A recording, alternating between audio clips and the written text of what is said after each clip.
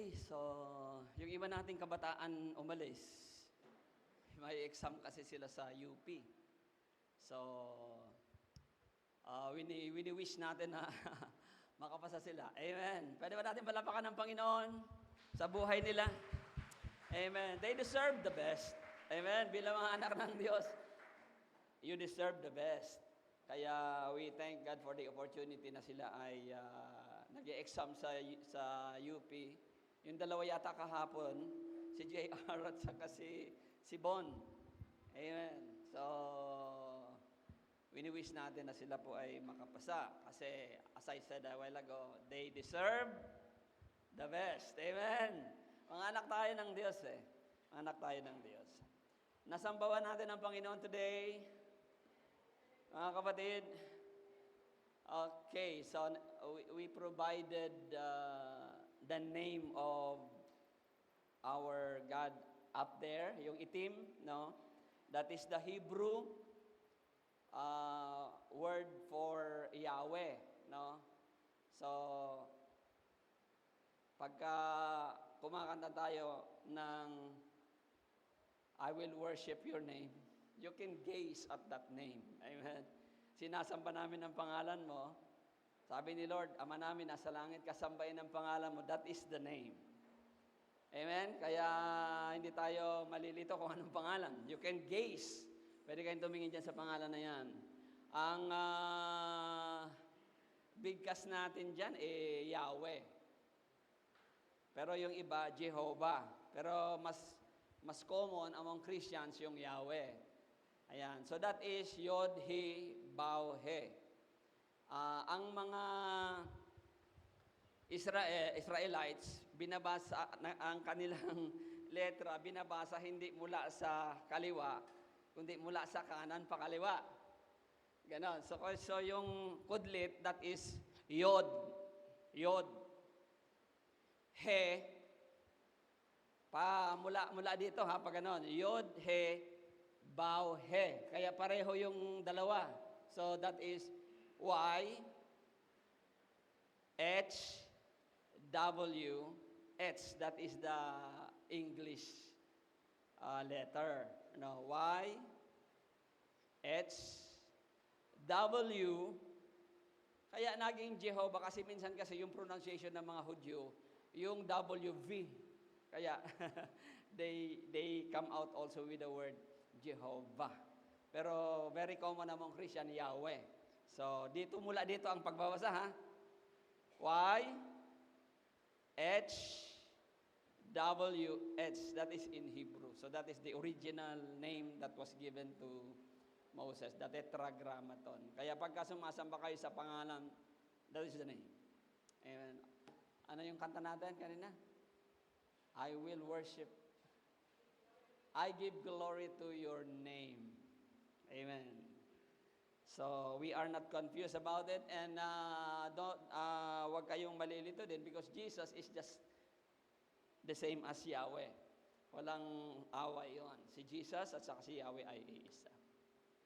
Okay, so tayo ay dadako pa rin sa ating sineset up ni Kuya, no?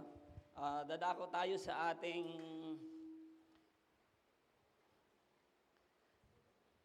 message at prayer pa rin ang topic natin. Nauumay na ba kayo sa prayer? Taas ang kamay. Kasi pagka kayo ay nauumay sa prayer, para na rin yun yung sinasabi sa akin, nauumay na akong huminga.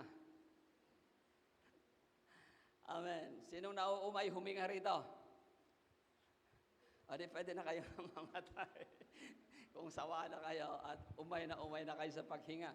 Because prayer is the Christian breath, no? Yun ang paghinga ng Kristiyano. But without prayer, we will not continue as a Christian without prayer. So that is why hindi natin kinauumayan, hindi natin kinasasawaan ang ukol sa prayer because that is our life. Isa lang ang nauumay sa prayer, yung hindi born again. Because prayer is foolishness with those who are not of God. Pagka hindi ka sa Diyos, ang lahat naman actually, hindi lang prayer, kundi pati gospel, ang sabi ng Biblia is foolishness with the unbeliever. Pero sa atin, there is no such thing as foolishness as far as the Word of God is concerned, particularly the teaching about prayer. The topic today is the don't watch. Don't watch. Don't watch is just like Trinity, no? Hindi natin makikita ang Trinity sa Bible, pero nandoon yung concept. Okay? May mga ganun tayo sa pananampalataya natin. Kasi we need to describe things, kahit wala siya sa Biblia, dinidescribe natin. Pero hindi tayo nagdi-describe o hindi tayo naniniwala sa isang description kung wala ito sa Biblia. Kaya sinasabi na the concept is there, kaya lang yung salitang Trinity, the term cannot be found in the Bible, pero nandoon yung concept. So Trinity, pero the concept is there kasi nandoon yung Father, the Son, and the Holy Spirit. So just like the don't watch that we will going to discuss, don't watch. Now don't watch is cannot be found in the Bible, pero the concept is there. Amen. Ano ba yung concept, Pastor, ng don't watch? Ang concept ng don't watch ay si Jesus, na ipangaral na po last Sunday, si Jesus Christ bumabangon ng maaga para pumunta sa isang secluded na lugar at manalangin. So that is the concept of don't watch. Don't, bukang liwayway, o bago magbukang liwayway, watch is prayer. So pagka sinabi among Christian, don't watch, ibig sabihin nun, panalangin, no? Panalangin sa madaling araw. Katulad ng ginawa ni Jesus. Ayan. So, don't watch. Now, don't watch is not just for individual, but also for groups. Halimbawa, ikaw ay manalangin mag-isa, madaling araw, you are doing don't watch. Amen? O don't prayer. Watch in prayer is just the same. Pagkagrupo naman, nanalangin ng sabay-sabay madaling araw, that is still don't watch. Kaya lang, kilalang-kilala kasi ang don't watch ngayon, hindi sa individual na panalangin. May ibang termino na kasi yung individual na panalangin, ano? Ando din yung personal devotion, quiet time, personal solitude. Ngayon, yung don't watch ay tumutukoy na lang ngayon sa kasalukuyan doon sa mga grupo na nananalangin ng maagang maaga. Grupo na ang tinutukoy pag don't watch na. So, that is the famous now. Pag sinabi, may don't watch kami, sama-sama sila niyan, mag-pray ng maaga. So, hindi na ito tumutukoy ngayon sa isang mag-isa ka lang na nagpipray. Hindi tinutukoy na don't watch yun. Pero don't watch din yun actually. Kasi you are praying early in the morning. Amen. Malangin tayo. Ama, nagpapasalamat kami sa bagay na ilalahad nyo.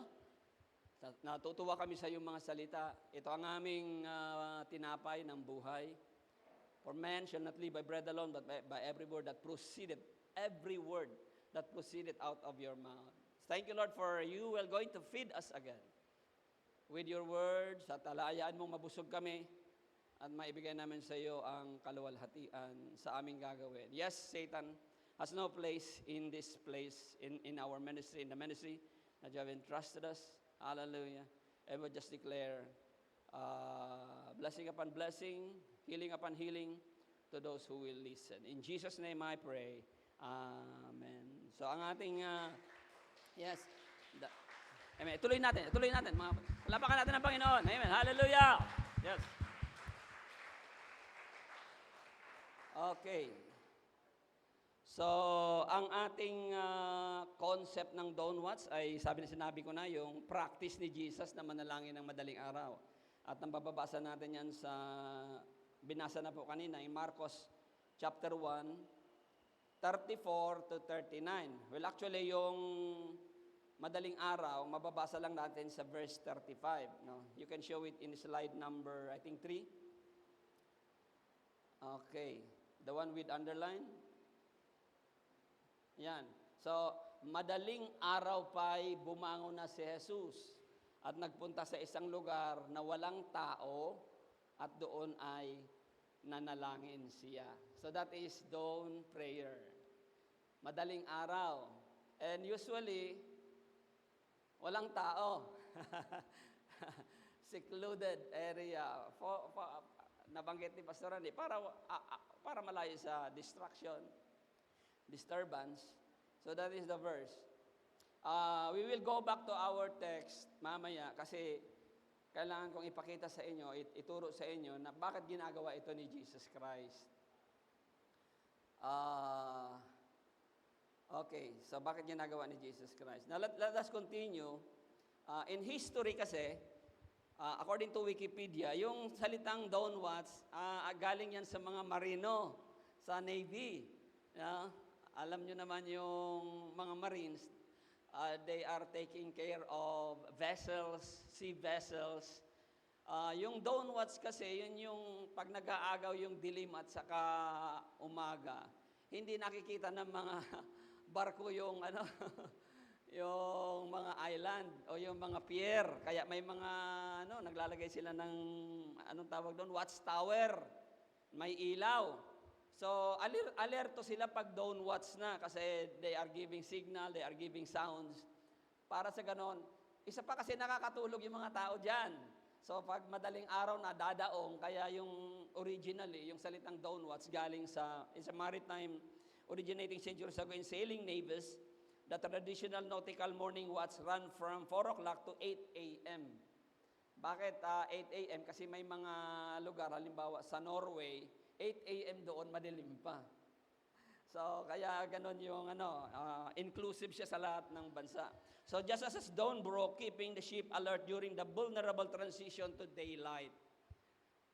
Sa mga nagdadrive, alam ito, yung paggabi na, hapon, paggabi, may yun ang delikado. Kasi nag-aagaw dilim at liwanag, nagkakaroon ng blurredness yung mga driver. Minsan mga aksidente nangyayari dyan. So also in dawn watch, early in the morning. So yun na yung original. Kaya lang yung salitang dawn watch, ginamit na ngayon sa religious activity. Prayer. Walang problema yon. Kasi nandoon yung concept, dawn. Si Lord Jesus pumunta na madaling araw sa isang secluded na lugar at siya ay nanalangin. So again, prayer ang pinag-uusapan natin. And one of the reason why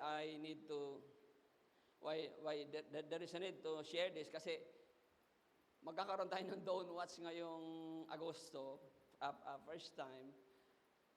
Pero gagawin lang natin munang once a month. No? So before evangelism, sa Marikina po yon, sa River Parks, if you are available, you can come. You just check on our calendar of activities. You can join our dawn watch. Tapos naging religious and spiritual practice siya. So that is long practice across Christian denominations. Pag sinabing dawn watch, sama-samang pananalangin sa madaling araw. Early morning prayer or watch hours. This is from 3 a.m. to 6 a.m. In our case, 5 o'clock tayo. 5 o'clock naman. Sobrang aga na. 3 o'clock. Okay. Basta wala pang araw. Wala pa po bang araw ng 5 o'clock? Sumisikat na ba araw ng 5 o'clock? Depende, no?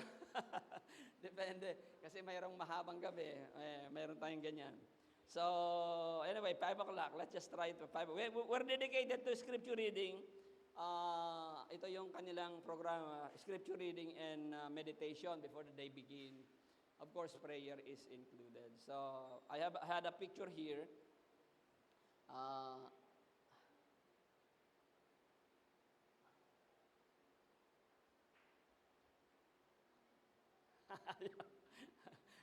Picture.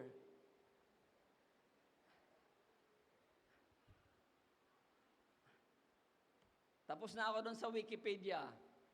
Pinakita niyo ba yun kanina? You have to show kasi yung mga sumusubaybay sa atin sa YouTube, they're getting the information from the PowerPoint. Kaya dapat ipapakita natin. Okay. So that is the picture. Ito ay ginawa ng Jesus Reigns sa dawn watch prayer nila sa Cebu City. So government held last February 28, 2026. Sa February pa po ito, yung JR ang gumawa nito, yung Jesus Reigns. Yung isang sangay ng Jesus is Lord. Yan. So, ginawa nila ito sa Cebu City. So, that just an example na hanggang ngayon may mga downwatch na nangyayari. Sa kadahilan ng pattern doon sa practice ni Jesus. Sa practice ni Jesus. Okay, so, but I would like to clarify with you, kasi may mga kalituhan tayo doon sa mga practice natin. Ano? The next slide will tell us about regarding prayer. We will be seeing a command. No? Ang utos ay mag-pray. Ano ang utos? Mag-pray. So are you praying? Amen. So, the verses here are the commands on prayer. Instruction to pray without ceasing. That is a command. To pray in secret, as mentioned by Pastor Rani last time, that is also a command. Matthew 6, devote yourselves in prayer. Sabi ni Paul, ilaan niyo ang inyong mga buhay sa pananalangin. Utos yun. Tapos, to pray for all people. Sabi ni Pablo sa Timothy, chapter 1, verse 2 to 1, chapter 2, verse 1 and 4 are the commands. No? So, walang duda. At marami pang talata na hindi ko na nailagay dito na nagsasabing ito ay isang utos. Okay. Kaya lang sa utos po kasi, titingnan natin kung nasaan yung downwatch dyan. Ano? Sa utos, nagkaroon ng mga types. No, types. Parang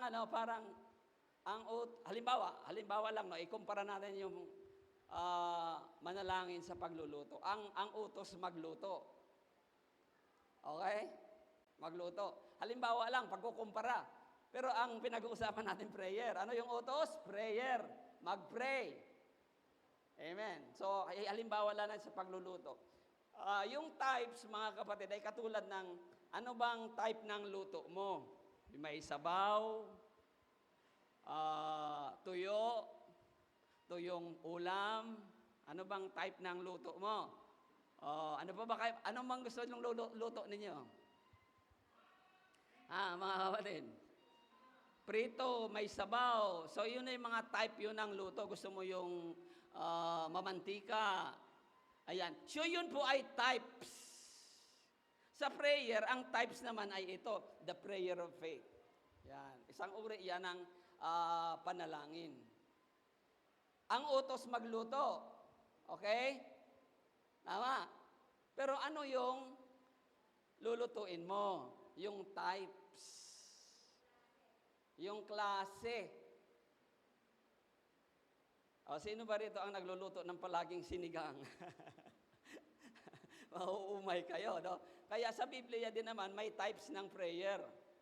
For variety purposes. So there is such a... Actually, depende rin po yun sa sitwasyon. Kung wala kang mantika, mapupunta ka doon sa mga nilaga lang. Tama? Ayan, ganoon din naman sa panalangin. Kung wala ka namang ipagpipray na may sakit, you don't need a prayer of faith. You need maybe the prayer of request or supplication kung meron kang ipapanalangin iba. Maybe you need a prayer of, nawala yung number 2, no? Wala yung number 2? Did you omit number 2? O kaya prayer of thanksgiving. Nagpapasalamat ka lang sa Panginoon. That is also uri, types. O kaya prayer of consecration, prayer of intercession, or prayer of imprecation. Itong prayer of imprecation, sa lumang tipan lang po yan. Yan po yung mga nanalangin, Lord, sana tamaan ng kidlat yung aking mga kaaway. Ang tawag po dyan ay prayer of imprecation. Sa bagong tipan, hindi na po yan pwede. Sa lumang tipan lang po yung prayer of imprecation. Hindi na tayo nagpipray na tamaan ng kidlat yung ating mga kaaway. Ang sabi na kasi ng Panginoong Jesucristo, may mga pagbabago. Ang sabi ni Yesu Kristo, ipanalangin ninyo ang inyong kaaway. Mahalin ninyo ang inyong kaaway. Gawa ninyo na mabuti ang inyong kaaway. Kaya yung prayer, itong pangpitong ito, panglumang tipan lang ito. Prayer of imprecation. Tamaan sana ng kidlat. Lord, bala ang mahulog sa bangin ng aking mga kaaway. Maraming ganyan sa mga awit. Amen? And we don't quote that. Pero pwede natin siyang i-quote in reference to Satan only. Pero sa ating kapwa, hindi na uubra kasi tapos na yung panahon ng ngipin sa ngipin, mata sa mata. Ngayon ay panahon na ng biyaya. Amen, pagmamahal. Katulad ng pagmamahal ni Kristo sa bawat isa sa atin. So the prayer, yung ating ginawang spiritual warfare, yung ating declarative prayer, it falls on intercession, no?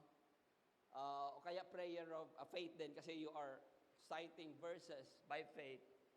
So, nagfo-fall din po siya doon. Ngayon, may command tayo, may types. Mayroon din po tayong, ito po ay mababasa na, makikita natin sa Google, got question. So that is the sources that I research. Then we have also, maliban sa command, maliban sa types, mayroon din tayong tinatawag na, the next one is, how do they practice the command? Ano naman itong how do they practice the command? Maiging maintindihan natin ito kasi napagpapalit natin kasi yung command sa types. Pag tinuro kasi natin yung types as command, may problema na tayo. Kasi yung types is not a command. It is biblical. We need to do that. We need to follow sometimes or most of the times. But it is not a command. Kaya dinidifferentiate natin. Now, how do they practice the command? What is the command? Pray. Anong paborito mong prayer? Thanksgiving? Prayer of faith? Intercession? So, depende yan. Pagka tayo ay nagko-community prayer, ang uri ng prayer natin ay madalas is intercession. Kasi may mga prayer request. Nananalangin tayo para sa iba, namamagitan tayo sa iba, sa bansa natin, sa iglesia. Those are prayer of intercession. Actually, there are a lot more, such as praying in tongues, praying in the Spirit. So those are types. Ang katumbas niyan sa pagluluto ay uri ng ulam. Amen? Huwag kayo malito. Nilalagyan ko ng pag-aalimbawa, parang sa ganon, makita natin na nang maigi yung kahalintulad. So, ngayon ang pangatlo, yung una, command, yung pangalawa, types. Ang pangatlo is the practice. Ano yung practice? Kung sa pagluluto naman, ang utos magluto, gusto mong luto, ang type mong luto ay pinakbet. Di ba? Ngayon, paano mo lulutuin ang pinakbet? Iyon yung pangatlo. Sa uling ba? Sa gas range? Sa kahoy? Sa gasol? O sa araw? Pwede ba magluto sa araw, Pastor? Ay, opo, pwede magluto sa araw, ano? Itlog siguro. So, yung practice, doon na yan doon na pumupunta sa how do they practice the command. Sa New Testament, sa Bagong Tipan, dalawa lang ang pwedeng practice sa utos na prayer. Okay? We are talking now of practice. We are done with the types. Kung sa ulam, pinakbet na nga po. Kaya lang, ano ang practice mo ng pagluluto? Saan mo ito niluluto? Sa uling ba? May nagluluto pa po ba rito sa uling? Depende. Pagka barbecue siguro, siyempre, pastor, sa uling yan, di ba? O kaya pagka kayo ay magtotortang talong, di ba? Masarap sa uling. Pero minsan, sa gasol na, sinusunog yung talong. So that is the type. Pero ang practice ikaw ay nagluluto sa uling. So, in the same thing, in the same manner with the prayer, uh, paano mo ipapractice yung command ng prayer? Sa Biblia, pinapractice na yung prayer sa tinatawag na communal or corporate prayer. Isa lang naman yan. Anong ibig sabihin? Sama-samang pananalangin.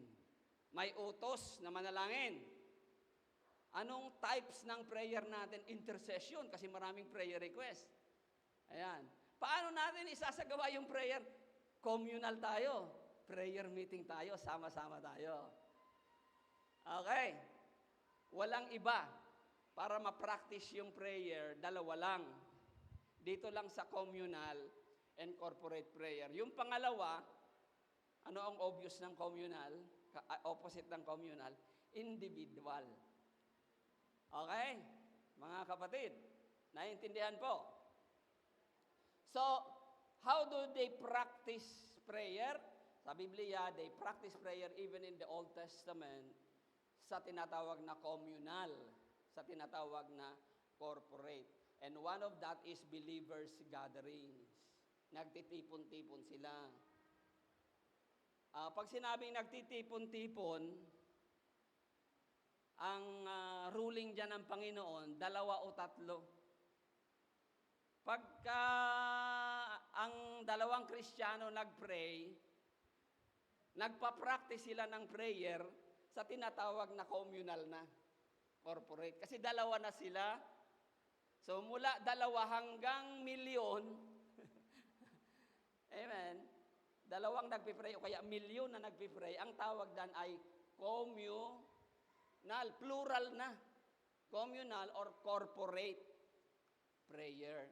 So sa Bible, they do it in believers gathering, Acts chapter 1 verse 14, Acts chapter 2, 42, Acts 3 verse 1, sometimes with fasting in Acts chapter 13 verse 3.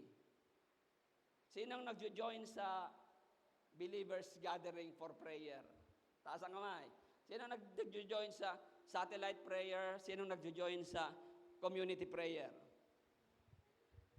Nagpi-pray kayo. Amen. O palapakan natin ang ating sarili. Ipinapatupad, ginagawa natin yung utos na mag-pray sa pamamagitan nito. Okay. Pangalawa, yung tinatawag na shared petition. Ano yung shared petition? Itong shared petition, ito ay prayer, ang item of prayer dito ay isa lang. Tapos lahat, yun lang ang pinagpipray, pero sama-sama. Ang tawag dyan ay shared petition. Nung si Pedro ay nabilanggo, isa lang ang kanilang prayer item. Makalaya si Pedro, pero sama-sama silang nag-pray na makalaya si Pedro. Walang ibang prayer item. And they are sharing the petition. They are sharing one agenda. They are sharing one item, makalaya si Pedro. So that is a shared petition. And this is also a group. Amen. Wala pa tayong ganyan eh. Wala tayong prayer na isa lang yung prayer item natin. At madalas, itong shared petition na ito ay nangyayari pagka may crisis.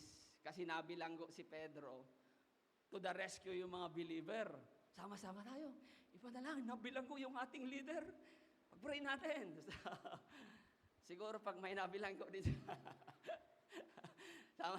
yun lang ang ipag-pray natin. Mananawagan tayo. Halika kayo, mag-pray tayo kasi mayroon tayong problema sa yun lang ang ating prayer. Diba? Shared petition. Pero ito ay ginagawa sa corporate, kaya nga shared. Plural, 2 ang nananalangin o kaya mahigit pa.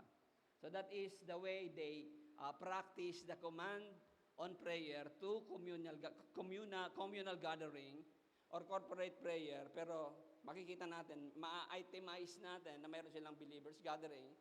Mayroong nangyaring shared petition.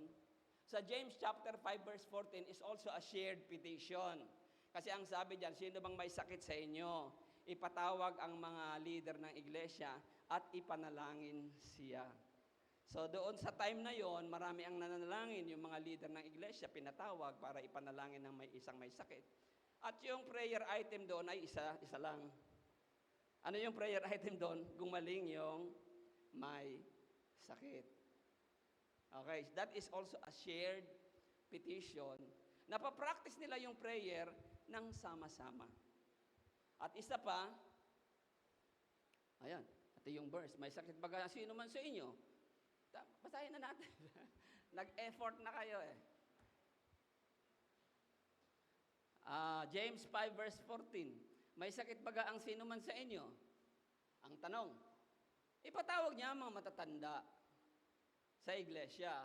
Hindi yung matatanda sa edad, mga leader.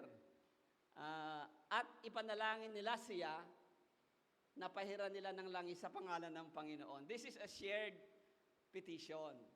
Yung nagpatawag, yung may sakit, yung mga elders, yung mga miyembro pumunta, sama-sama sila, isa lang ang prayer item, papanalangin yung may sakit. So usually, ang prayer petition ay isa lang ang item. Isa lang ang item. Okay, so let's go back to paano nila ina-apply yung prayer sa pamamagitan ng sama-sama. So sa sama-samang panalangin, mayroon tayong believers gathering. Ito naman believers gathering, ulitin ko, balikan ko yan. Yan yung pag nagpe-prayer and fasting tayo, sama-sama tayo, pero kanya-kanya tayong prayer. But we are also communal. Ayan po yun. Yun po yung iba-ibang items of prayer, depende sa nanalangin, pero sama-sama. Ayan. So that is the believers gathering. House churches, paano nila ina-apply yung utos na manalangin? Sa pamamagitan ng mga bahay-bahay na panalangin. So we're doing that in our prayer satellite, kila Sister Bing, kila Pastor Manny. Believers regularly met in homes as well as public temples, area to praise God and intercede for one another. Kaya nga, sabi ko sa inyo, kayo ba ay dumadalo sa mga prayer gathering? Sabi nyo, yes. Then therefore, you are applying prayer. Kayo po ay nananalangin. Pero maliban dyan, mayroon pang isa na pwedeng i-apply ang pananalangin. Ano man ang types, no? Ano man yung uri ng panalangin gusto mong gawin. Na napag-aralan na natin yung types. Kinumpara natin sa uri ng ulam. Ano ba ang isa pang pamamaraan para maisakatuparan ang prayer? Sa pamamagitan naman ng number 2, sa pamamagitan ng tinatawag na rhythms and personal daily habit. Ito namang rhythms at personal daily habit, ito yung mag-isa ka lang.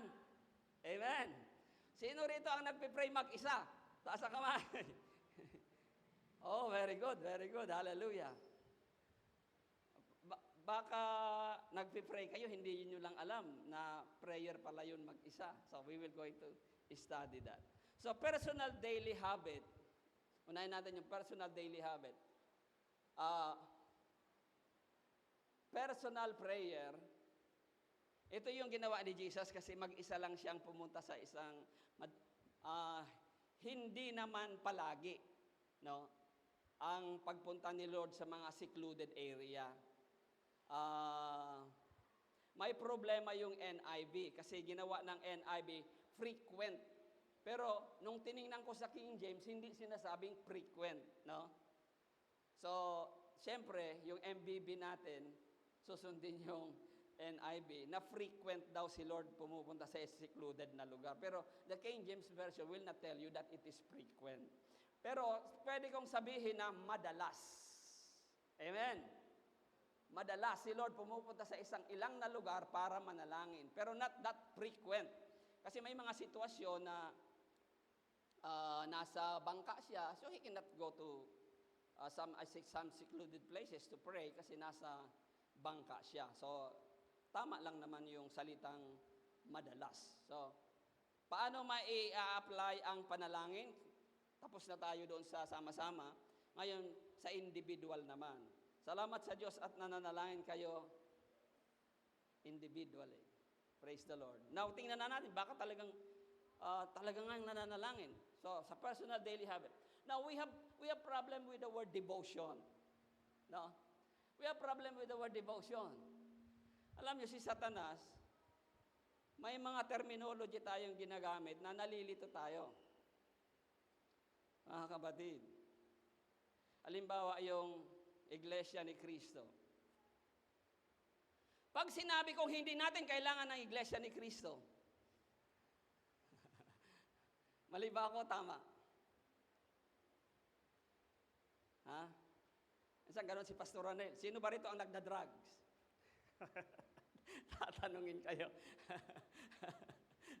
Pero nasa isip niya yung biogesic. Hindi naman niya nililinaw. So, hindi kayo makasagot ngayon. Tapos magsasasagot yung abe. Hindi kami nagda-drugs, Pastor. Ang kaisipan nyo, hindi kayo nagdodroga. Katulad ng shabu. Kaya sasabihin nyo, hindi po.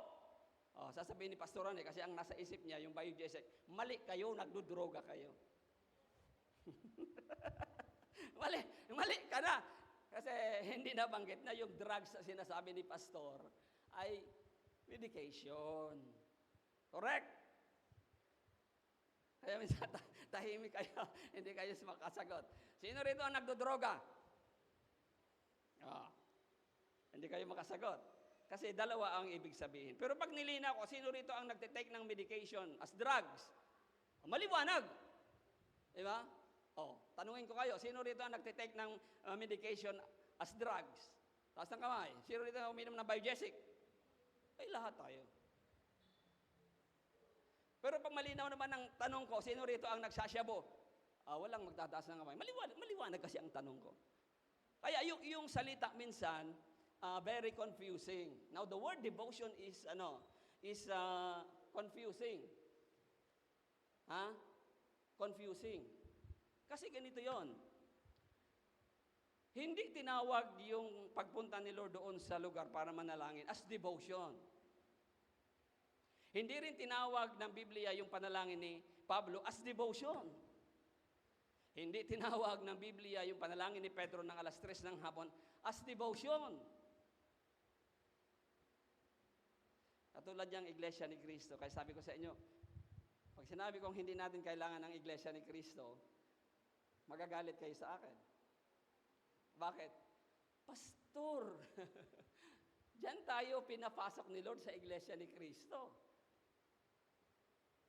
Ngayon, pag nilinaw ko sa inyo, hindi natin kailangan ng Iglesia ni Cristo na itinayo ni Manalo, maliwanag. Tama? Pero, yung Iglesia ni Cristong tinayo ni Jesus, ay kailangan natin.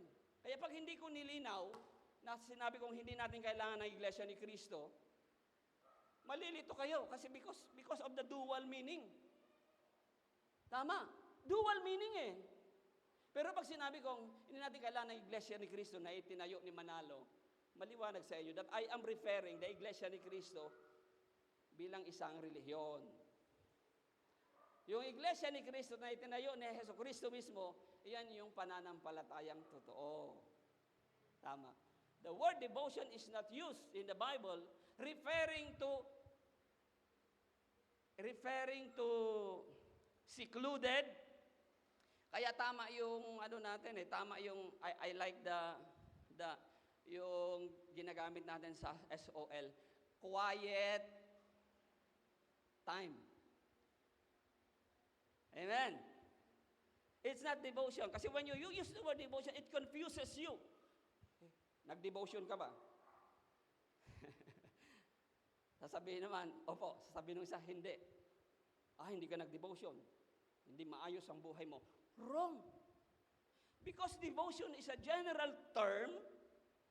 Halimbawa, may sakit ang nanay mo. Dalawa kayong magkapatid.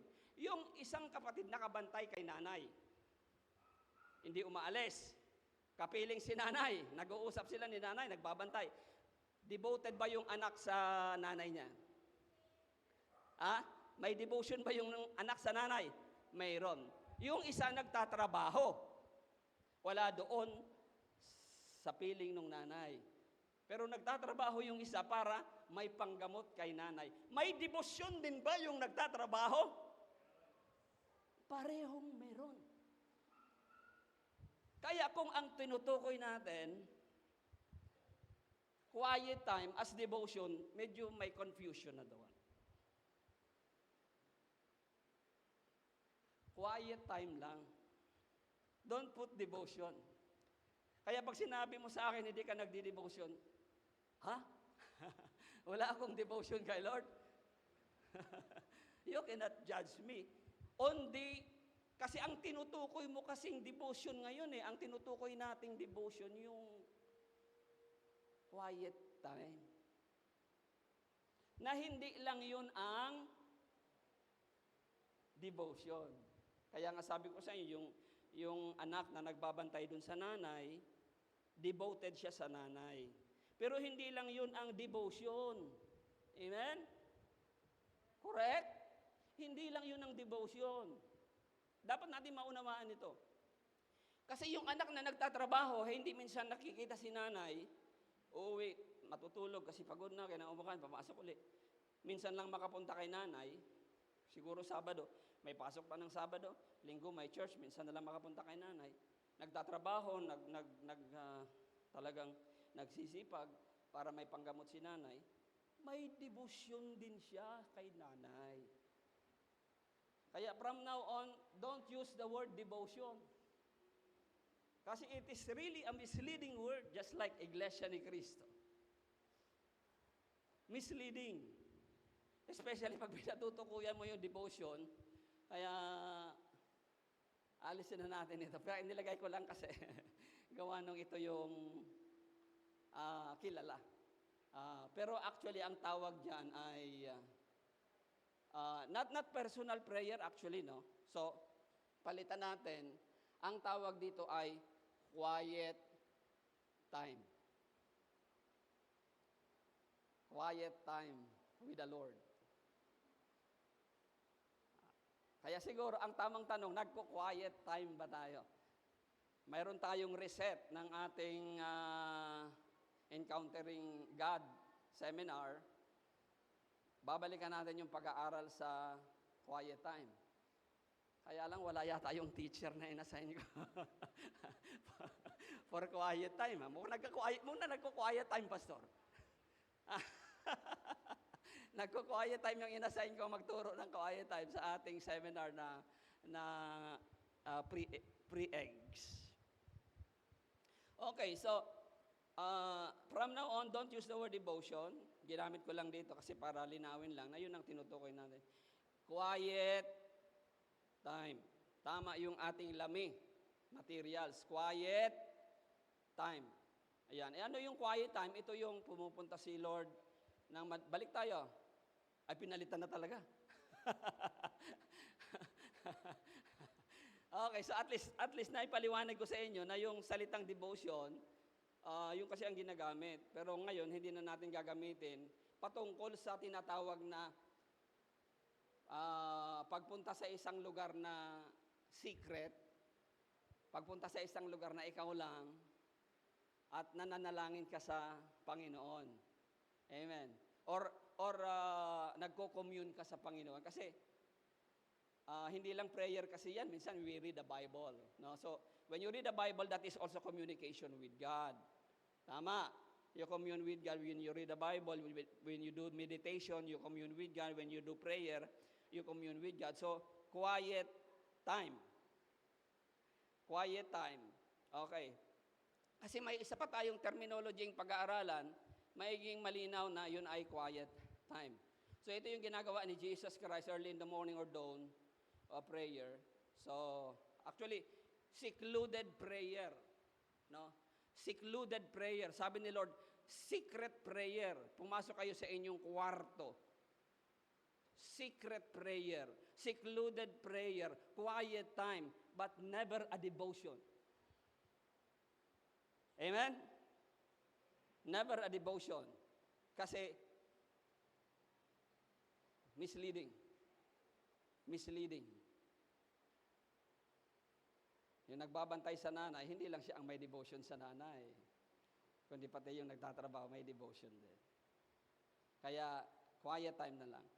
Ganon din si Paul, devotion, in an unknown, you change this word also.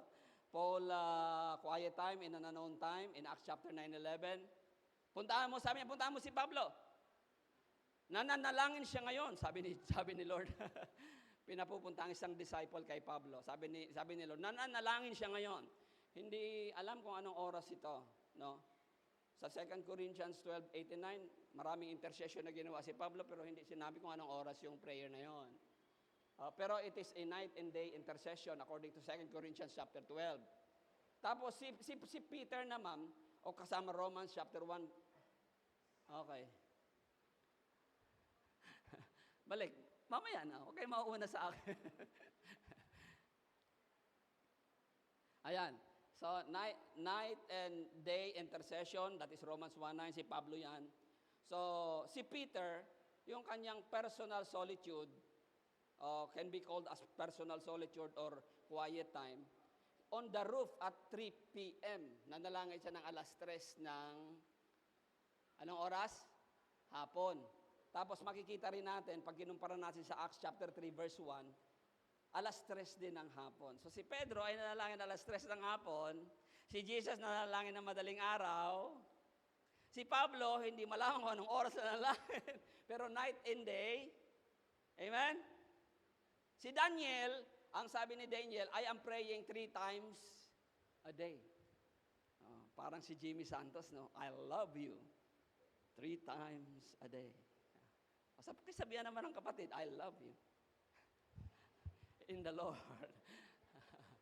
Ayan. So, pag pinag-usapan yung practice of prayer, depende po sa kung ano ang mission mo, depende po kung ano ang sitwasyon mo, depende po kung ano ang kalagayan mo.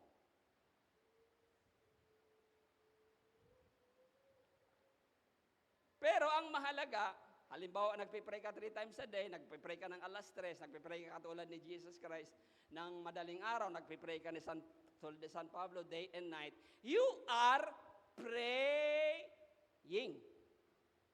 Sinusunod mo ay ang utos, kaya lang sa iba-ibang,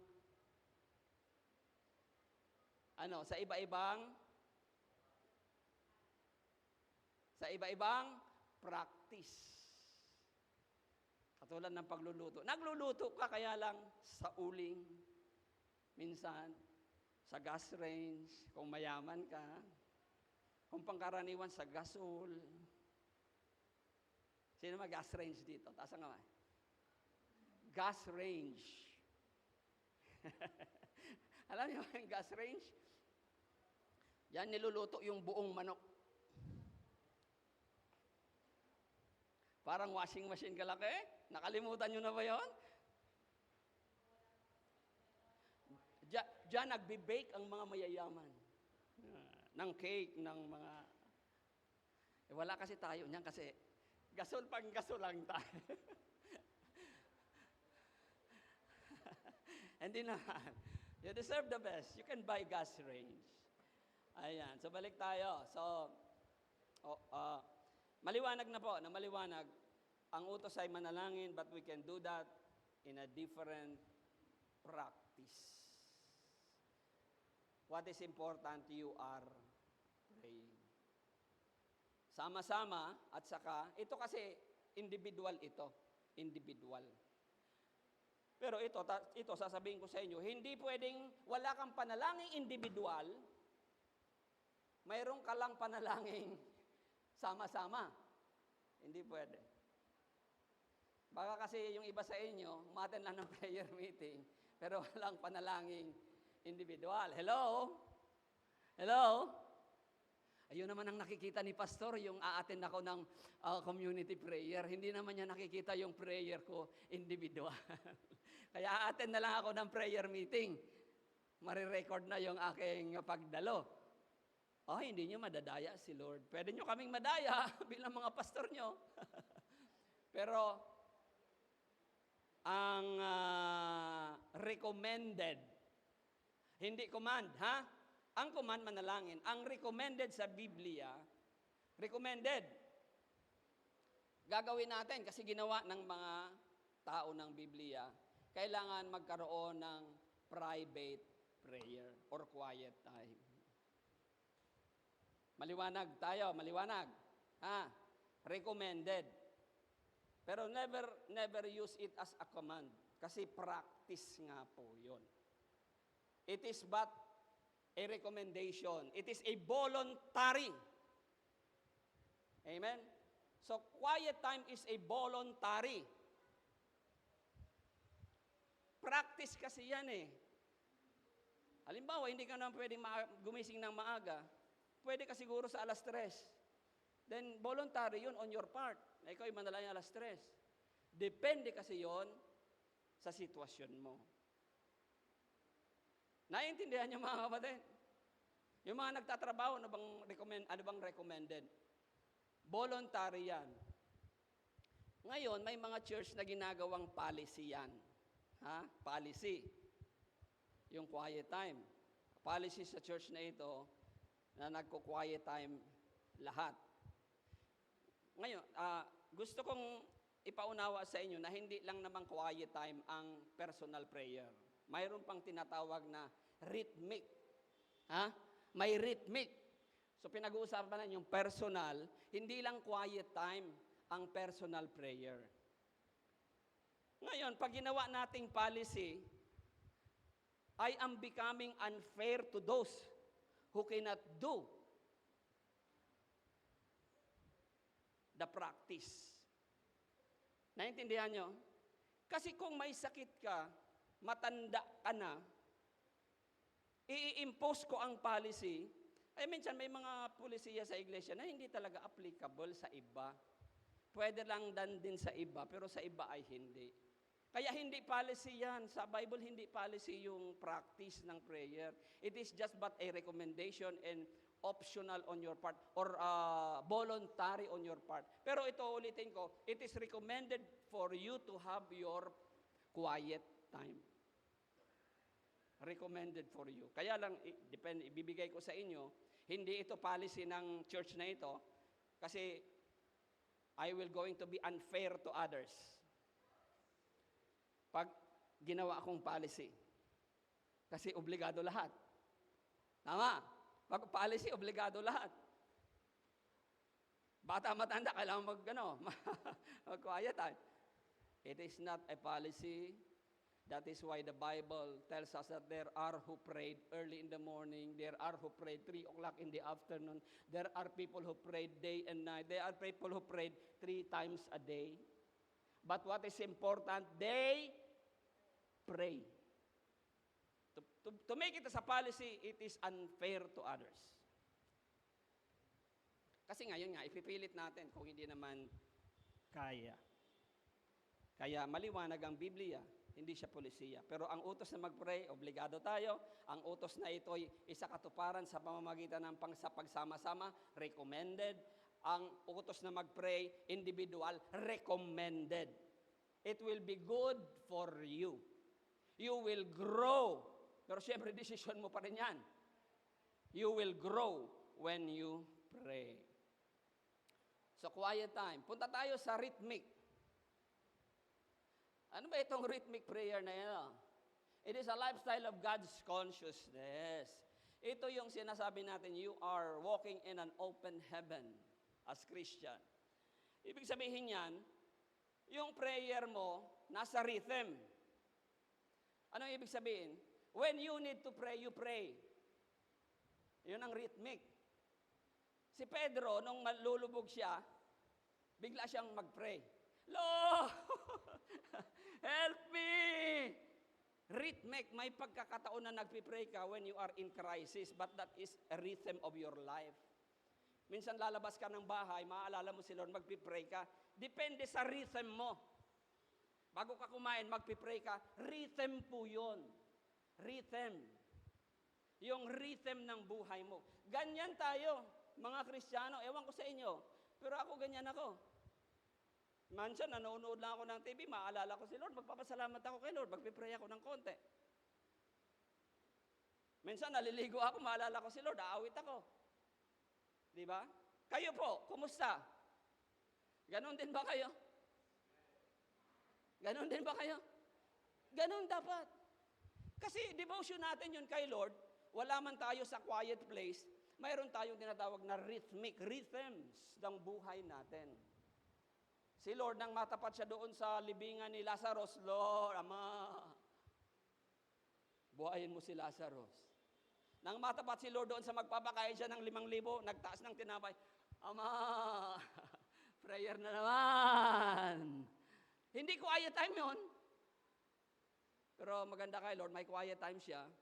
Mayroon din siyang rhythmic prayer. And if you do rhythmic prayer, are you praying? Yes, we apply prayer through rhythm of our lives. Mag-e-exam kayo. Lord, tulungan mo ako, Lord. Biglang nakakatawa kay Lord. Si Nanay Adelina, nung prayer and fasting namin, mababangga sila nung jeep. Lord, tulungan mo kami, Lord. Pak! Nabangga sila nung jeep. Umikot yung sinasakyan nilang tricycle. Walang napahamak sa kanila, hindi tumaob yung sasakyan nila, maliban doon sa isang may bukol. Sabi nung driver kay nanay, born again ho ba kayo? Born again ho ba kayo? Sabi ni nanay, ay upo. Ayan. Rhythmic prayer, hinihingi ng rhythm. Hinihingi ng pagkakataon. Pag sinabing rhythm, drums po yon, no? Drums. Ito po yon.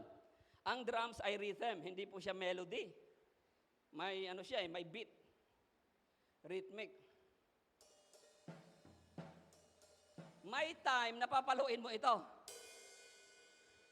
Okay? May time na papaluin mo ang cymbals.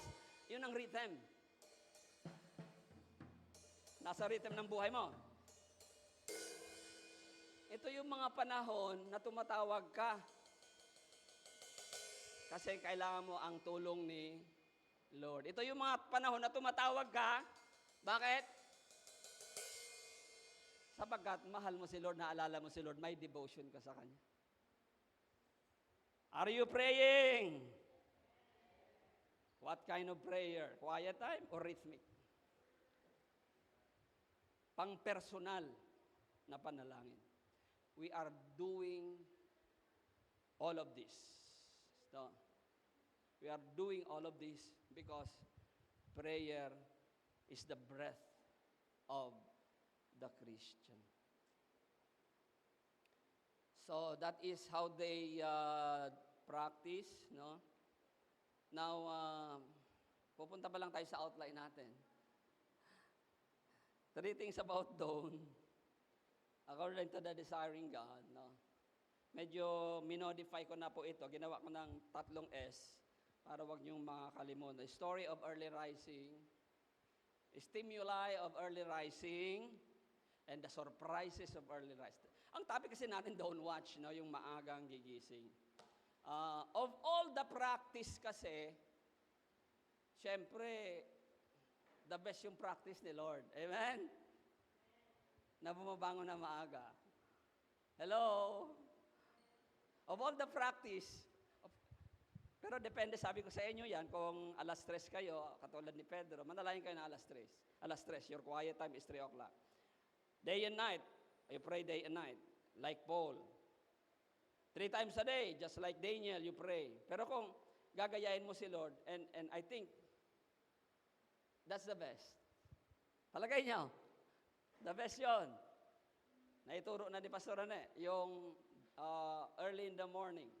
So may mga benefits nang nabanggit, so dadagdagan ko na lang. No?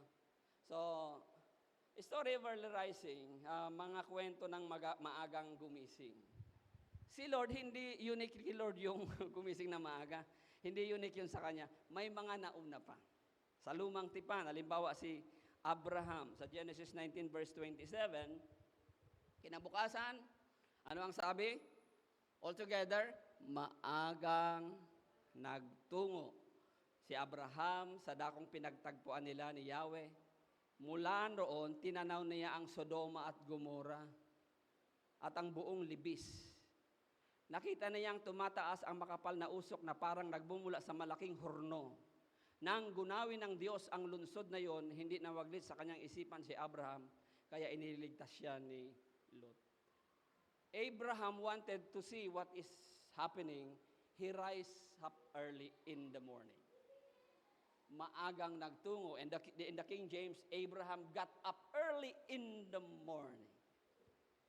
Ano ang dahilan? Gusto niyang makita ang pagpaparusa ng Diyos sa Sodoma at Gomora at maaring para mabantayan ang pagliligtas kay Lot. Isa pa sa Genesis 21 verse 14, the next verse, madaling araw pa lamang ang mag-inay, ipinaghanda na ni Abraham ng bagong pagkain at inumin. Ipinapasa ni Abraham ang mga ito kay Hagar at ang mag-ina ay kanyang pinaalis. Nagpagala-gala sila sa ilang sa Beersheba. So Abraham, nang isi-send off niya si Hagar, he rise up early in the morning. Sa King James, and Abraham rose up early in the morning. So yan ang mga kwento ng maagang, at marami pa mga kapatid. Gusto niyo pa ba? Another, Genesis 22 verse 3. Si Abraham ulit. Kinabukasan, maagang bumangon si Abraham at nagsibak ng kahoy. Nagagamitin panggatong sa handog na susunugin. Inihanda niya ang asno at umalis kasama si Isaac at ang dalawang aliping lalaki pumunta sa lugar na sinabi ng Diyos sa kanya. Maaga ba? Maaga. The record is, Abraham rose up early in the morning. So yan ang mga kwento. Marami ito, pero bigyan ko kayo ng kay Gideon at saka kay Samuel naman. Mayroon din si Joshua, he rise up early. In the slide of Gideon, kasi marami yan, haba tayo. Si Gideon in Judges 7 verse 1, si Gideon ay tinawag ding Jerubbaal. Isang araw maagang bumangon. Si Gideon at ang kanyang mga tauhan at nagkampo sila sa may bukal. Bakit? Sapagkat siya ay mayroong misyon ng pakikipagdigma. Maagang bumangon. Wala tayong English. Si Samuel, kinabukasan maaga siyang bumangon upang makipagkita kay Saul. Ngunit may nagsabi sa kanya na nagpunta ito sa Carmelo. I-rebuke niya kasi continually si Saul. Kaya on the following day, maaga rin siyang bumangon. So that is the story of early rising. Mga kwento ng maagang. Ito, ang dahilan nito ay espiritual. Ang mga maagang pagbangon ay pagsunod sa Diyos. Kasi gusto nilang gawin ang paglilingkod sa Panginoon ng mas maaga. O hindi naman nalalayo yung mga nanay dyan. Amen. Maagang bumabangon para maghanda ng pagkain ng mga anak kasi papasok sa eskwela. Taas ang kamay. Saludo kami sa inyo. Ay, yung mga anak nyo ngayon, ano nang nangyari? Mga nakatapos na. Hallelujah! Palaban natin ang Panginoon. Malaking bagay yung bumabangon ng maaga. No? Early bird catches the worm. The worms. Ang maagang bumabangon, nakakakuha ng magandang biyaya. Yung iba, umuusok pa yung puwet sa higaan, ikaw ay handang-handa na. Hallelujah. Pagyayamanin ka ng Panginoon. May kilala kami, yung mini-mentor namin, dati doon sa ibang church. Si Liela. Milyonarya na ngayon. Nagtayo siya ng seafoods business. Wow. Nagdi-deliver siya ngayon sa mga hotel. Lenovo Hotel, Lenovo sa Cubao. Mayaman. You know what? Nagsimula siyang bumangon ng maaga para mag-deliver ng isang banyerang isda, isang balding isda. Sasakay siya sa bus, ayaw siyang pasakayin kasi malansay. Maagang-maaga pa, nagdi-deliver na siya. Pag-uwi niya sa bahay, magkakape siya. Sasabihin ng nanay, gigising yung nanay niya, anak, hindi ka pa ba umaalis? Nay, na-deliver ko na. umuusok pa yung pet ng nanay. Siya, tapos nasa kanyang delivery. Ano nangyari? Milyonarya na ngayon. Nagpastor lang kasi kami ni Pastor Rene. Pasalamat kayo na kami ay tumugon sa panawagan. Milyonaryo na sana kami ni Pastor Rene. Kung hindi kami nagpastor, si Pastor Wilbert, milyonaryo na sana yan. Kasi masisipag naman eh. Di ba? Natutuwa ako sa mga bata na nagtitake ng exam sa UP. Maagang-maaga nakapila na doon. So, that is the story of early rising, lalo-lalo para sa paglilingkod sa Panginoon. Hindi papayag si Abraham, hindi papayag si Samuel, no? Gusto nila na maaga sila sa paglilingkod sa Diyos. Ano naman ang stimuli of early rising? Ano ang ibig sabihin ng stimuli? Ano ang rason? Siyempre gawain sa Panginoon, una, mahal mo kasi si Lord. Sabi ng Nescafe, kanino ka bumabangon? No? Pero ang tanong hindi kanino, kundi anong rason? Anong rason? Bakit maaga kang bumabangon? Kasi gusto mong magtagumpay ang iyong mga anak sa kanilang mga pag-aaral para sa mga nanay. So, isang rason dito, halimbawa bibigyan ko lang isang halimbawa, taken from an article. When the Spirit of God speaks through His chosen instrument, si Jehoshaphat ito, and promises defeat over an approaching army, you don't sleep in the next day. You rise early, as Jehoshaphat did, and ride out to meet the enemy with a choir in holy attitude leading the way. Lulusobin si Jehoshaphat. Ay, hindi siya pwedeng nakakumot pa. alas 7 na, o alas 4, nakakumot pa. Babangon na si Jehoshaphat, ihahanda na niya, kasi ang sabi ni Lord, paunahin mo yung mga awit sa giyera. Kakaibang giyera, nauuna yung music ministry. Nanalo sila sa giyera. So, this is the reason because just like the story of early rising, Jehoshaphat had a stimuli. No? Hindi na niya mahintay na sila'y magtagumpay. Babangon na siya ng maaga. Amen! Para i-honor si Lord, sambahin si Lord.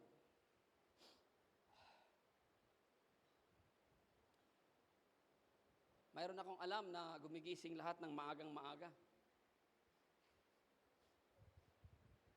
Outing.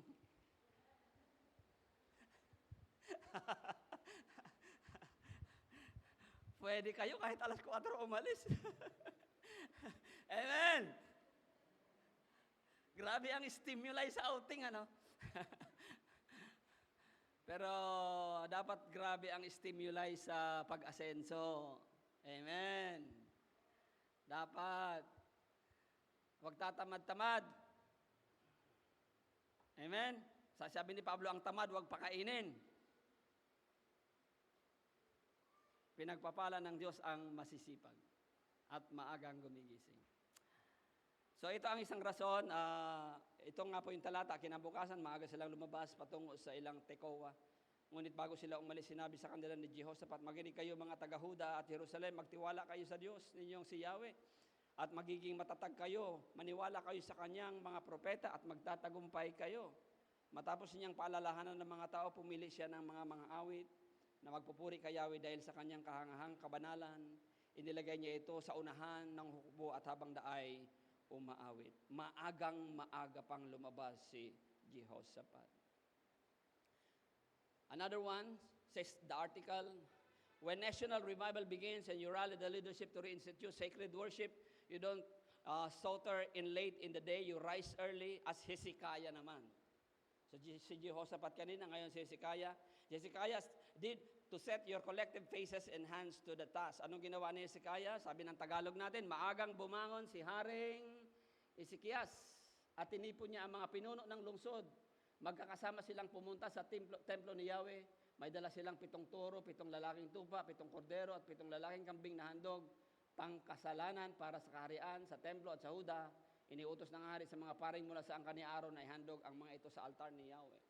The Lord promised revival to Hezekiah sa kanyang pangitain. Kaya sabi ni Hezekiah, hindi ko na kailangan pang kumpletuhin ang aking tulog. Ibabangon ako ng maagang maaga. Amen. Maaaring magreklamo tayo, Pastor, di ba ang sabi ng science, sabi ng medicine, dapat 8 hours a day ang tulog, a night. Amen. Pastor, wala pang along oras yung tulog ko.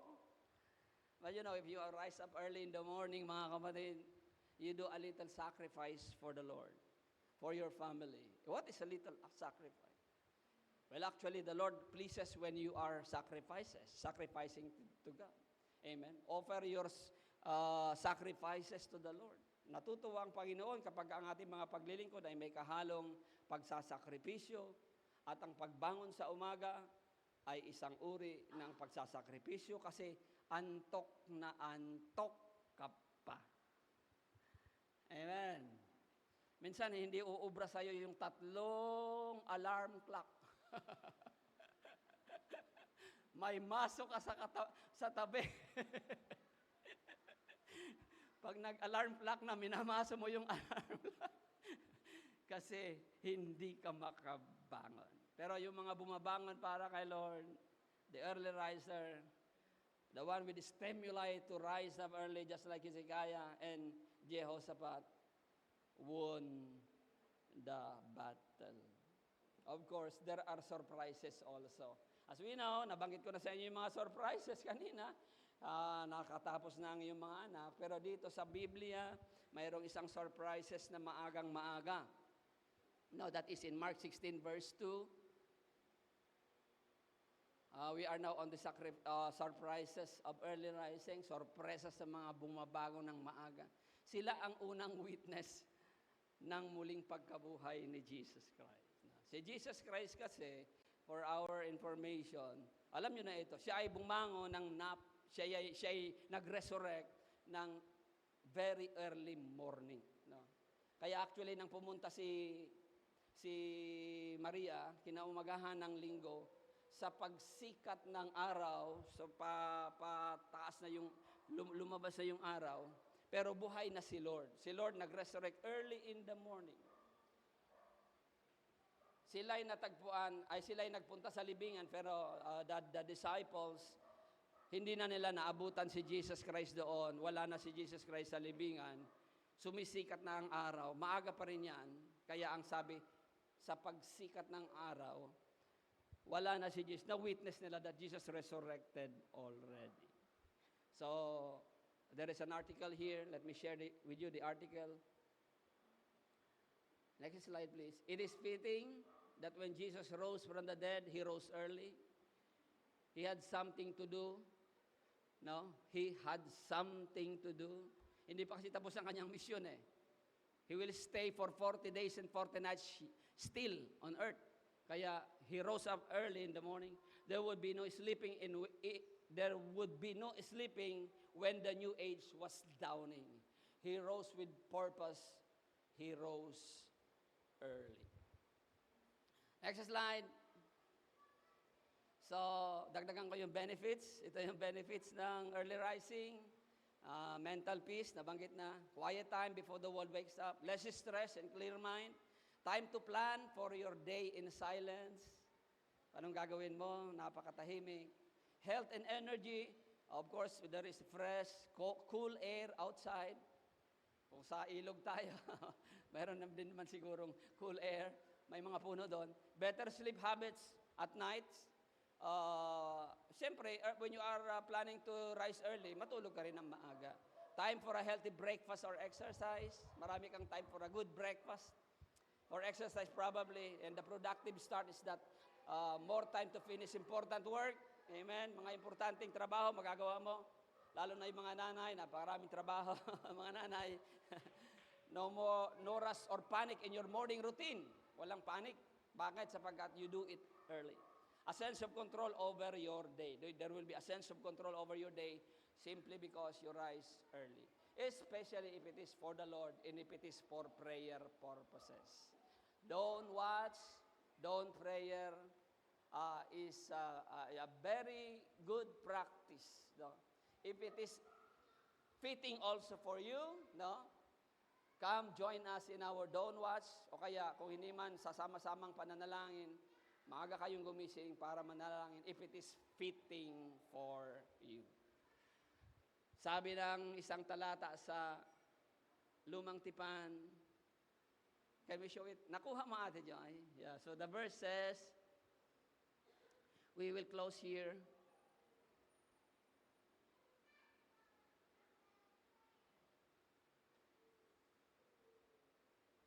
Pinahanap ko kasi yung verse na ito ngayon lang.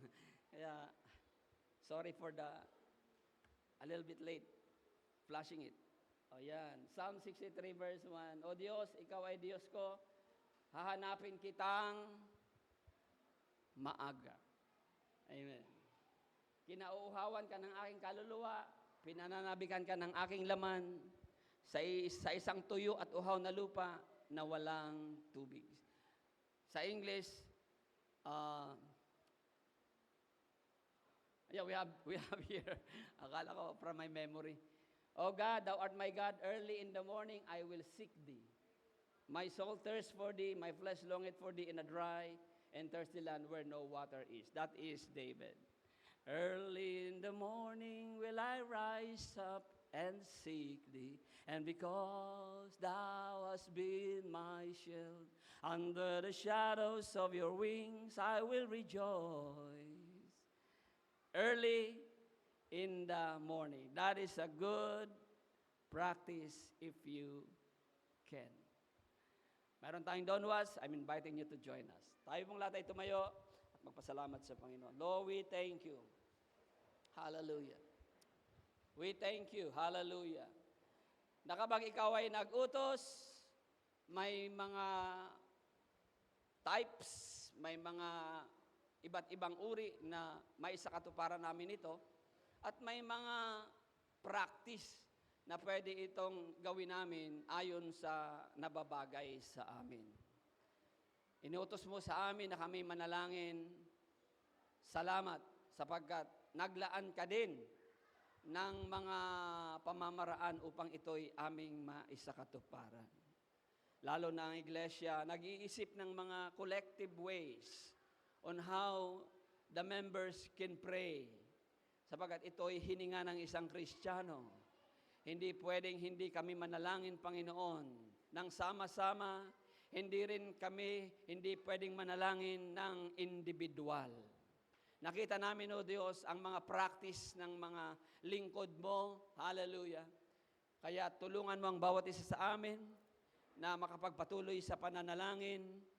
Panginoon, hallelujah. Hindi lamang ng sama-sama, kundi individual. Gayahin namin si Jesus if it is fitting for us. Gayahin namin si Pedro if it is fitting for us. Gayahin namin si Daniel if it is fitting for us.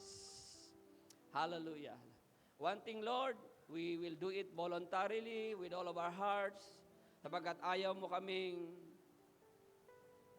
nagdi-devotions, may devotion sa iyo na napipilitan lamang. Katulad lang din naman po ng pagbibigay.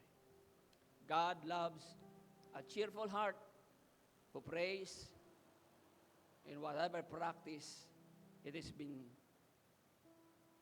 going to do.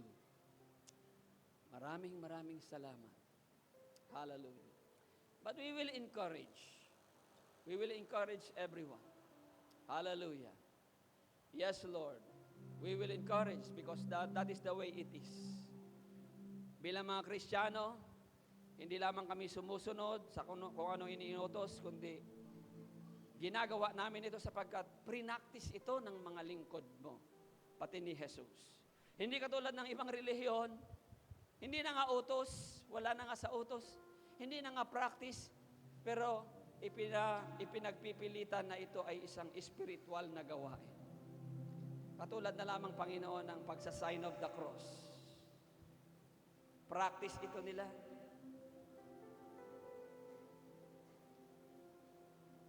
Pagro-rosaryo, practice ito nila. Pero, ang pamamaraan, ang types at ang practice nito ay hindi makikita sa Biblia. Kaya maingat kami, Panginoon, sa aming mga pagsasakatuparan. Kung ano ang iyong inutos, yun ang inutos mo lamang. Kung ano yung practice, yun ay practice. At hindi kami gagawa ng anumang paglilingkod, hallelujah, na hindi naaayon sa iyong mga salita. Maraming salamat sa Dawn Watch, sa lesson of Dawn Watch. Hallelujah. Kung mayroon man siguro, if we are fitting, Lord, nagagayahin, wala nang iba kundi ang aming Panginoong Hesukristo. But one thing we know, Lord, hallelujah, ginawa ito ng Panginoon sapagkat napakalaki ng kanyang misyon. He cannot able to charge himself in the afternoon. He will not able to charge himself at 3 o'clock in the afternoon. He can only charge himself early in the morning because the whole day is hectic for the mission that you have given him. Nangangaral, nagpapagaling. Hallelujah. But Peter was able to charge his life in you at 3 o'clock in the afternoon. Because Peter has no big task that's like Jesus. And he can do it at 3 o'clock in the afternoon. Hindi mahalaga, Panginoon, kung anong oras kami nagcha-charge ng aming mga buhay sa iyo. Ang mahalaga, nagcha-charge kami. Hallelujah. I thank you for the way you allow your people to practice the commands on prayer. Hallelujah. But just like David and Jesus, early in the morning, I will rise up and sing. Hallelujah. Bayaan mo, Panginoon, na maging magandang practice nga po ito ng iyong mga anak. Yung mga pwedeng gumawa nito, gawin ito, mga kapatid. Hallelujah. Because it is fitting, it is good, it is beautiful, as the benefit says. Salamat po. Hallelujah. Salamat po, Diyos. Hallelujah. Pasalamat tayo, mga kapatid, sa Panginoon. Nakakapanalangin tayo sapagkat siya ang unang nagturo sa atin. Hallelujah. Nakakadepende tayo sa Diyos sa panalangin, nakakapag-cast ng ating mga alalahanin, ng ating mga suliranin, problema sapagkat siya ang nagturo sa atin. Hallelujah. Hallelujah. Without your teaching, Lord, we cannot do this, and without your Spirit giving us the new heart in order for us to commune with the Father in heaven, giving us the boldness because of what Jesus has done on the cross of Calvary, we cannot approach your throne of grace. We cannot call Abba Father. But now we can call Abba Father because of you. It is really by your grace. Hallelujah. Let there be grace upon each one, Lord. Hallelujah. Hallelujah. Oh, hallelujah. Binibigyan mo naman kami ng pusong masunurin.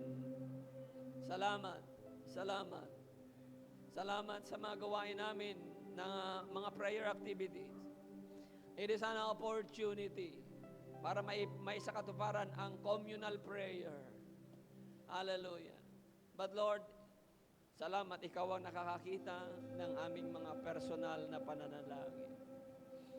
Oh, our quiet time. But one thing I know, Lord, everyone had a devotion to you. Everyone is devoted to you. Hallelujah. Oh, we have a devotional life, Lord. Because we love Jesus, we love the Father, we love God. Hallelujah. And we are working, even eating, hallelujah, for the glory of our King. Kumain kayo, uminom, gawin niyo sa kalwalhatian ng iyong Panginoon. Magtrabaho kayo, hindi para sa inyong mga amo, kundi parang sa Panginoon.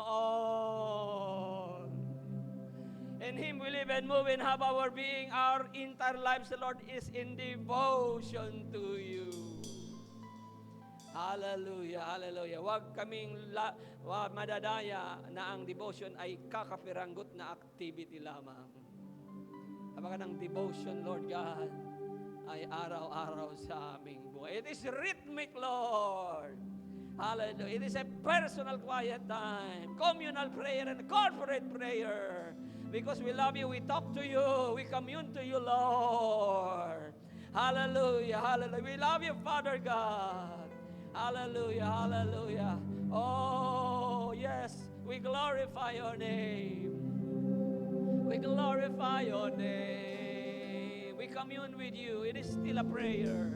We worship you. It is still a prayer. Communion with you, Lord. Hallelujah.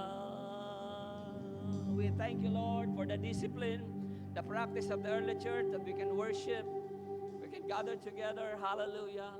Upang sa ganun patuloy na dumaloy ang buhay mo sa amin sa pamamagitan ng pakikipag-usap sa iyo. Hallelujah. Even as we go to our communion, Lord, patuloy mo na ninanais na kami ay makipag-ugnayan sa iyo. Sa isang type na naman ng panalangin, which is communion. We thank you, Lord, that we can do it in a communal way, corporate way. Sama-sama na naman kaming aalalahanan ng iyong kabutihan. Hallelujah. Hallelujah. It may be rhythmic in our case because we are doing it every first Sunday of the month. Whatever it is, we remember you. Hallelujah. We love you, Lord. We love you, Jesus. Hallelujah. Hallelujah. To those who are communing with you, Lord, sila na mga nakakipag-ugnayan sa iyo, exemplify excellence. Yan ang totoo. Kaya, pag sinabing nagpipray, may excellence sa buhay, hindi nalilate sa gawain, nagbibigay ng ikapo ng tapat, at iba pang mga excellence ng buhay Kristiyano, nakikita kung mayroong pananalangin. Hindi lamang naiinggit sa kayamanan ang taong may panalangin. Hallelujah.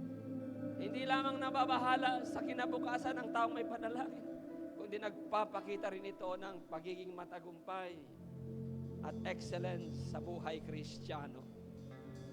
Kaya walang saysay ang nagsasabing may prayer siya, pero maraming pagkukulang sa paglilingkod sa Panginoon. Hindi ka madadaya, Lord. Hindi rin kami madadaya. Sapagkat ang sabi mo, ang puno ay makikilala sa bunga. Mapanalanginin ka, magpakita ka ng magandang bunga.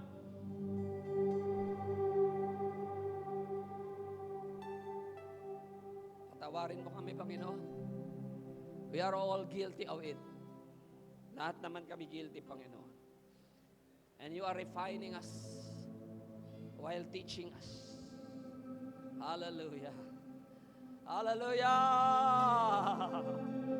Give your devotion to God. Say to the Lord, Lord, I love you. With all of my heart, with all of my soul, with all of my strength. We love you, Lord. This is the greatest commandment. Love the Lord your God with all of your heart, with all of your soul, with all of your mind, and with all of your mind. Hallelujah, hallelujah, hallelujah. Give your devotion to God. Oh, yes, hallelujah. Thank you, Jesus. Hallelujah. Ang lahat ng ito, Panginoon, ay nangyayari sa amin, lahat ng biyaya sapagkat ikaw ay namatay sa krus. Mga kapatid, dumako tayo sa ating banal na hapunan.